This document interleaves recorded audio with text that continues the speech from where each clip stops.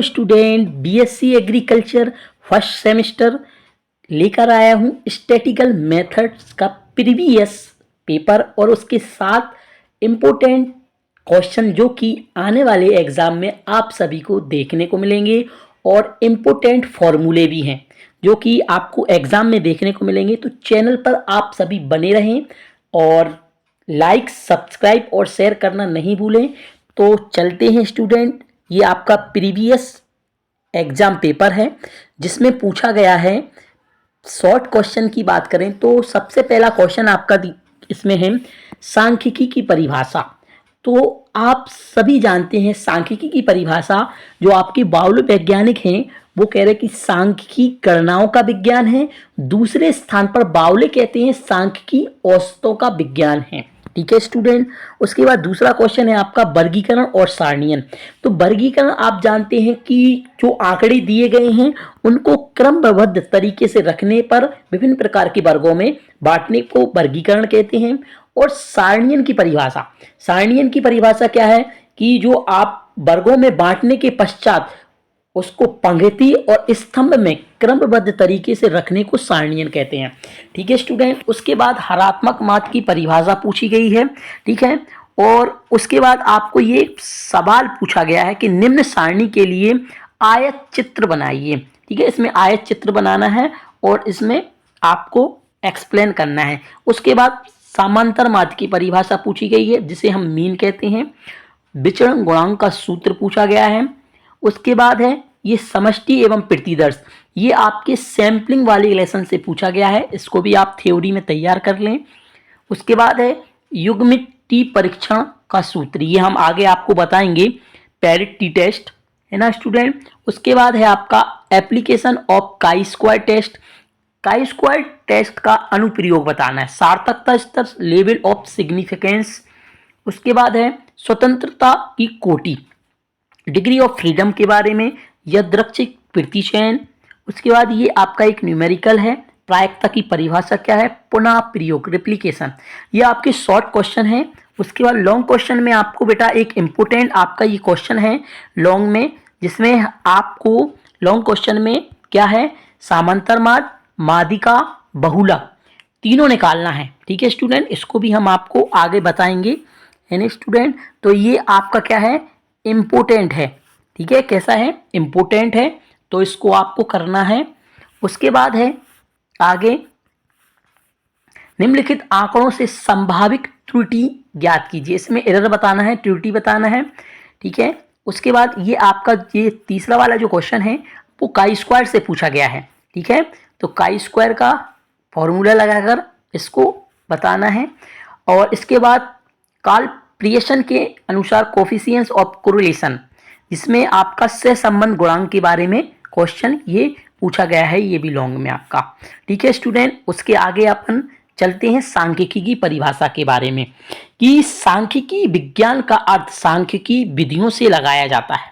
क्या है, सांख्यिकी विज्ञान का अर्थ सांख्यिकी विधियों से लगाया जाता है जिसका संबंध संख्यात्मक आंकड़ों का संकलन, प्रस्तुतिकरण, विश्लेषण और निर्वाचन से होता है। ठीक है। देखो बाउले वैज्ञानिक कह रहा, आपको अभी सांख्यिकी की परिभाषा पूछी गई थी एग्जाम में कि सांख्यिकी गणनाओं का विज्ञान है। दूसरे स्थान पर बाउले कहते हैं कि सांख्यिकी किसका है, औसतों का विज्ञान है ना स्टूडेंट। उसके बाद किंग के अनुसार सांख्यिकी संग्रहित तथ्यों के विश्लेषण तथा अनुमानों के संकलन द्वारा प्राप्त सामूहिक, प्राकृतिक अथवा सामाजिक घटनाओं के अध्ययन करने के ढंग है। ठीक है स्टूडेंट। ये आपकी सांख्यिकी की परिभाषा है स्टूडेंट। उसके बाद हम आगे आप बात करेंगे कि आपका वर्गीकरण के बारे में। ठीक है। तो आपका जो दूसरा क्वेश्चन पूछा गया था कि वर्गीकरण क्या है, तो कॉर्नर वैज्ञानिक आपके क्या कह रहे हैं, वर्गीकरण के बारे में बता रहे हैं कि वर्गीकरण तत्वों को उनकी समानता, एक रूपता के अनुसार समूहों अथवा वर्गों में क्रमबद्ध रखने की क्रिया क्या कहलाती है, आपकी वर्गीकरण कहलाती है। उसके बाद सेक्रेट के अनुसार क्या है, वर्गीकरण अव्यवस्थित आंकड़े, जो बिखरे हुए आंकड़े होते हैं उनकी सामान्य विशेषताओं के आधार पर श्रेणियों एवं समूहों में बांटने का कार्य क्या कहलाता है? आपका वर्गीकरण कहलाता है। इंपॉर्टेंट है स्टूडेंट, आप सभी इसको याद कर लें और एग्जाम में इसको डिफाइंड करके आए। उसके बाद है सारणियन के बारे में, कि सारणियन क्या है। सारणियन की परिभाषा के बारे में बात करें तो ये आपके जो वैज्ञानिक है कौन से हैं? ब्लेयर। वैज्ञानिक कह रहे हैं सांख्यिकी के बारे में कि जो आपकी सांख्यिकी विस्तृत अर्थ में सारणियन आपकी जो है आंकड़ों का पंक्ति स्तंभ में एक क्रमबद्ध व्यवस्था है। कॉर्नर वैज्ञानिक क्या कह रहा है? आपके सारणियन किसी विचाराधीन समस्या को स्पष्ट करने के उद्देश्य से किया गया संख्यात्मक आंकड़ों का क्रमबद्ध एवं सुव्यवस्थित प्रस्तुतिकरण है। ठीक है स्टूडेंट, उसके बाद हम आगे चलेंगे मध्य के प्रकार, टाइप्स ऑफ एवरेज। ठीक है, जिसमें सामांतर मध्य, माध्यिका, बहुलक, गुणोत्तर माध्य और हलात्मक माध्य, ये आपके मध्य के प्रकार हैं। इन चारों की आपको डेफिनेशन, पांचों की डेफिनेशन याद करना है और इसके बारे में आपको एक्सप्लेन करना है। सबसे पहले हम सामांतर माध्य के बारे में बात करेंगे कि सामांतर माध्य आपका क्या है, जिसे हम क्या बोलते हैं? Arithmetic means. सामांतर माध्य समस्त माध्यों में सर्वाधिक सरल और लोकप्रिय माध्य है। क्या है? सरल है और लोकप्रिय माध्य है। इसे प्रत्येक व्यक्ति परिचित है। सामान्य अर्थों में इसे केवल औसत भी कहते हैं, एवरेज। ठीक है, यह चर का मान है जिसके समस्त मानों का योग और कुल संख्या से भाग देकर प्राप्त किया जाता है। जैसे सामांतर माध्य बराबर समस्त पदों का योग और पदों की संख्या अपॉन में। ठीक है, तो ये आपका सिंपल वाला फॉर्मूला है जिसमें आपको पद दिए होंगे, है ना, उन पदों का योग करेंगे आप, है ना, और उसके बाद जितनी भी आपको पद दिए हैं उनकी पदों की संख्या कितनी है टोटल भाग दें। जैसे आपके हैं 32 पद हैं, है ना, 30 में से आपके पदों की संख्या योग है 30 आपका, है ना, और पदों की संख्या कितनी है आपकी? आपकी है 15 पदों की संख्या है ना, तो 15 दूनी 30। इस तरीके से आपका आंसर आ जाएगा स्टूडेंट। उसके बाद है आपका फॉर्मूला जो आपका है डायरेक्ट मेथड में, ये आपका फॉर्मूला है। लघु विधि से आपका ये फॉर्मूला है। और एक और जो आपका वर्गांतराल में दिया जाएगा, तो वर्गांतराल में आप क्या करेंगे? a प्लस, है ना, सिग्मा एफ डी अपॉन, है ना, n, और इनटू में क्या लगाएंगे आप? i। ये आपका क्या है? वर्गांतराल में समांतर माध्य का फॉर्मूला। आगे देखेंगे इसको हम। ठीक है, उसके बाद माध्यिका के बारे में बात करेंगे कि माध्यिका आपकी क्या है। तो माध्यिका किसी श्रेणी का वह पद है जो श्रेणी के दो बराबर भागों में विभाजित करता है। कितनी? दो बराबर भागों में विभाजित करता है। एक भाग के सभी मूल छोटे और दूसरे भाग के सभी मूल कैसे होते हैं? आपके बड़े होते हैं स्टूडेंट।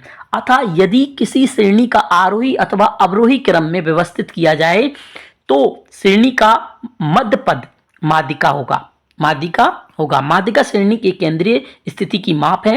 50% पद छोटे होते हैं और 50% पद कैसे होते हैं? बड़े होते हैं। देखो, बात करें आपसे कि जो आपका माध्यिका का फॉर्मूला है, तो आपका जो विषम में है ये लगाएंगे, है ना। उसके बाद अगर सम में पूछा जाए तो सम में हम ये लगाएंगे फॉर्मूला। ठीक है, उसके बाद हम आगे चलते हैं, इसका सवाल भी देखेंगे स्टूडेंट। आपकी सतत श्रेणी में अगर पूछा गए, वर्गांतराल में अगर दिया जाए माध्यिका का, तो ये फॉर्मूला हम यूज करेंगे वर्गांतराल में। ठीक है, जो आपका लॉन्ग क्वेश्चन आएगा समांतर माध्य, माध्यिका और बहुलक अगर पूछा जाएगा तो हमें ये फॉर्मूला लगाना है। ठीक है, जिसमें आपका L क्या है? माध्यिका वर्ग की निम्न सीमा है आपकी। ठीक है, और F क्या है आपकी? ये बारंबारता है माध्यिका वर्ग की। C माध्यिका वर्ग से पहले वर्ग की संचय बारंबारता। I क्या है? माध्यिका वर्ग का वर्ग विस्तार। ठीक है स्टूडेंट, उसके बाद हम आगे देखेंगे, ये आपका बहुलक के बारे में बात कर रहे हैं, है ना, कि सतत श्रेणी में बहुलक की गणना हेतु सर्वप्रथम बहुलक वर्ग ज्ञात करना होता है। देखो, जो आपका सिंपल वाला फॉर्मूला होता है जिसमें जिस पद की बारंबारता सबसे अधिक बार आती है तो वही उसका बहुलक कहलाता है। अगर वर्गांतराल में दिया जाएगा तो आपको ये वर्गांतराल में बहुलक का फॉर्मूला लर्न करना है, याद करना है। ये इम्पोर्टेंट है स्टूडेंट, जिसमें हम आपको इसके बारे में बताएंगे कि जो L है ये बहुलक वर्ग की निम्न सीमा है। बहुलक वर्ग से पहले वाले वर्ग की ये बारंबारता है F0। F1 क्या है, बहुलक वर्ग की बारंबारता है। और F2 क्या है, बहुलक वर्ग से बाद वाले वर्ग की बारंबारता है। I क्या है, बहुलक वर्ग का वर्ग विस्तार, मतलब इस दोनों का अंतर, जैसे 10 से 20 के बीच में ये जितना इनका अंतर होगा उसके बीच का बहुलक I कहलाएगा आपका। ठीक है स्टूडेंट, आगे चलेंगे। सबसे पहले आपको देखो सवाल की बात करें तो जिसमें आपको पूछा गया है समांतरवाद, माध्यिका और बहुलक निकालना है, जिसमें उपज दी है, आपको क्षेत्र की संख्या दी है, ये वर्गंतराल दिए गए हैं आपके लिए, ये है ना वर्गंतराल, और ये आपको बारंबारता दी गई है। सबसे पहले देखो आप सवाल की बात करें तो सबसे पहले आपको ये वर्गंतराल दिया है, ये आपको बारंबारता दी है, तो बारंबारता का सबसे पहले हम टोटल करेंगे तो पूरा आपका 171 आएगा। सबसे पहले हम ये x आपको कैसे निकालेंगे, इन दोनों को जोड़ने के बाद इसका आधा जो होता है वो आपका x होता है। ठीक है, तो इस तरीके से ये निकाल लेंगे। उसके बाद d बराबर x माइनस ए और अपॉन i, d इस तरीके से निकालते हैं, जिसमें हम क्या है x में से a हमने क्या माना, आपका a माना है हमने, ये है ना a, इसमें से हम इसको क्या है आपको घटा देंगे, x को घटा देंगे, और फिर i वर्गंतराल जो होगा, i क्या है आपका 5 है ना, इन दोनों का अंतर ये है आपका, तो इसका भाग देकर आपका 3 आ जाएगा। इस तरीके से ये संख्या आपकी निकल आएगी। उसके बाद स्टूडेंट f और d, ठीक है, तो एफ डी के बारे में बात करेंगे तो एफ आपका क्या है, ये बारंबारता है और डी ये है, इन दोनों का गुणा करेंगे तो 3 नाम 27 है ना, इस तरीके से 12 दूनी 24 है ना, 26 एकम 26, इस तरीके से हमें एफ डी निकल आएगा। उसके बाद सी एफ, ये सी एफ क्या है, संचयी बारंबारता होती है, इसको हमें निकालना होता है किसके लिए, माध्यिका के लिए। तो सी एफ हम कैसे निकालेंगे, सी एफ निकालने के लिए सबसे पहले हम बारंबारता की सबसे ऊपर वाली जो डिजिट होती है 9, इसको ले लेते हैं। ठीक है, उसके बाद 9 में 12 जोड़ेंगे तो 21 हो जाएंगे, 9 में उसके बाद 21 में 26 जोड़ेंगे तो इस तरीके से 47, इस तरीके से पूरी आपकी संचयी बारंबारता आ गई। क्योंकि स्टूडेंट ये आपकी जो संचयी बारंबारता है,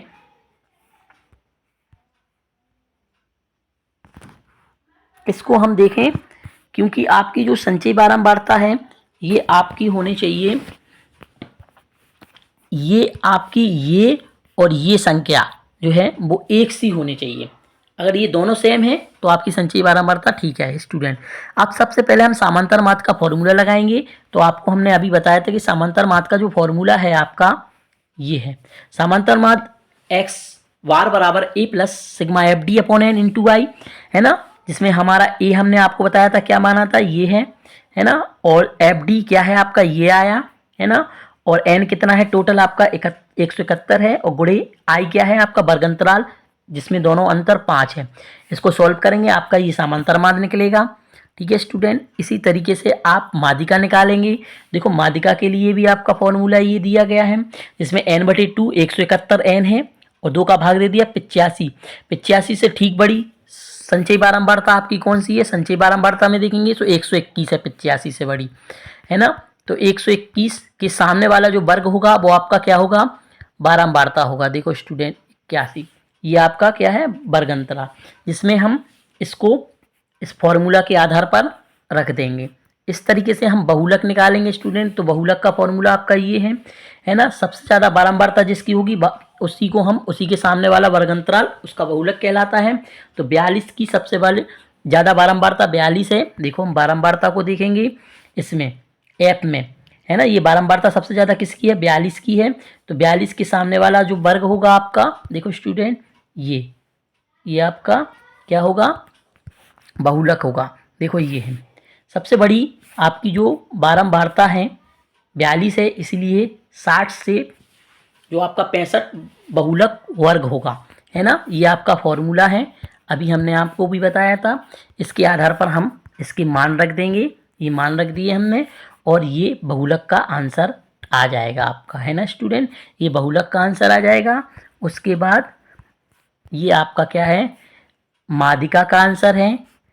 उसके बाद ये आपका क्या है, समांतर मध्य का आंसर है ना।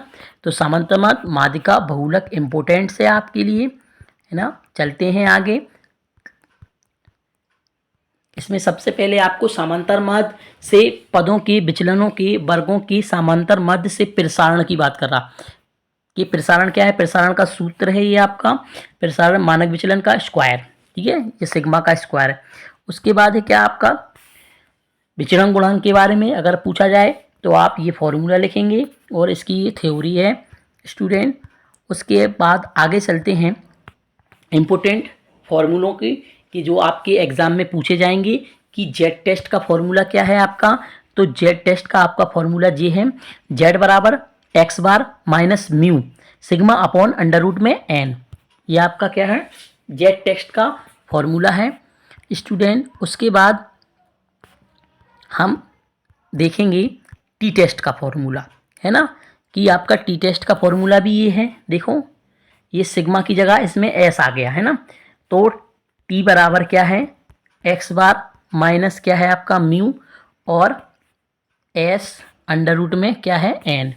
तो ये आपका क्या है, आपको दिख रहा होगा ये टी का है, ठीक है स्टूडेंट।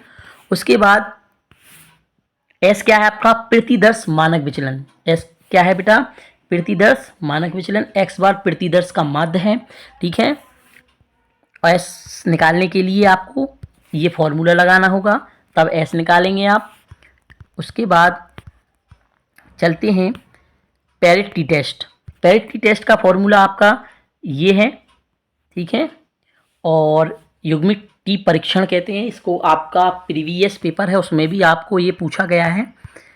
उसके बाद इसको आप लर्न कर लेना। उसके बाद प्रतिदर्श जो आपके दो माध्य में दिए हों या दो प्रतिदर्शों में दिए हों तब जेड टेस्ट का फॉर्मूला हम ये लगाएंगे, है ना, जब दो प्रतिदर्श दिए हों तब। उसके बाद ये आपका टी टेस्ट का भी जब ये दो प्रतिदर्श दिए हों तब लगाएंगे स्टूडेंट। उसके बाद हम बात करेंगे काई स्क्वायर की। इम्पोर्टेंट है बेटा काई स्क्वायर, जब अवलोकित आंकड़े, है ना, जो ऑब्जर्व डाटा है, एक बारंबारता आवंटन के रूप में वर्गीकृत किए जाएं और हम जानना चाहें कि क्या ये अवलोकित आंकड़े किसी एक निश्चित सिद्धांत या अभिकल्पना के साम्य में हैं या नहीं, तो हम काई स्क्वायर परीक्षण का प्रयोग करते हैं। काई स्क्वायर परीक्षण का देखो ये फॉर्मूला है आपका, ठीक है, जिसमें ओ क्या है, अवलोकित या प्रेक्षित बारंबारता है, ई प्रत्याशित या शैक्षिक बारंबारता है। काई स्क्वायर ग्रीक भाषा का एक शब्द है जिसका उच्चारण कई वर्ग के रूप में किया गया। काई स्क्वायर प्रतिदर्श के प्रतिचयन आवंटन को सर्वप्रथम हेल्महोल्ट्ज ने 1875 में प्राप्त किया था। बाद में इसका प्रतिबद्ध अध्ययन कॉल प्रियसन ने 1900 में किया था स्टूडेंट, ठीक है। इंपॉर्टेंट है, इसका आप सवाल भी लगा लेना, ठीक है, काई स्क्वायर का। उसके बाद हम बात करेंगे प्रायिकता के बारे में। प्रायिकता की परिभाषा क्या है आपकी, तो प्रायिकता की परिभाषाएं अन्य प्रकार से दी गई हैं। सबसे पहले गणितीय परिभाषा की बात करें, यदि किसी यादृच्छिक प्रयोग में स्मॉल एन परस्पर अपवर्जी समप्रायिक के निशेषी परिणाम हों और उनमें एम परिणाम किसी घटना और ए क्या है आपका अनुकूल हो, तो अनुपात एम अपॉन क्या हो जाएगा एन को घटना ए से घटित होने की क्या कहते हैं, हम प्रायिकता कहते हैं। प्रायिकता को हम पी से प्रदर्शित करते हैं, पी बराबर एम अपॉन क्या है एन। एम क्या है, घटना के अनुकूल परिणाम की संख्या, स्मॉल एन क्या है आपका समस्त संभावित घटना परिणामों की संख्या, ठीक है। इस तरीके से यह परिभाषा वॉर्नली द्वारा प्रस्तावित की गई थी। वॉर्नली द्वारा क्या है प्रस्तावित की गई थी और बाद में लाप्लास द्वारा अपनाई गई थी, ठीक है। यदि घटना ए के न घटित होने की प्रायिकता को हम पी या क्या है ए बार, पी या क्या है ए बार से क्या करते हैं, इसे हम प्रदर्शित करते हैं स्टूडेंट, ठीक है। ये आपको देखो सब दिख रहा होगा। वीडियो आपको अच्छी लगी हो तो वीडियो को लाइक सब्सक्राइब करना नहीं भूलें और ऐसे ही चैनल पर आप बने रहें। Thank you.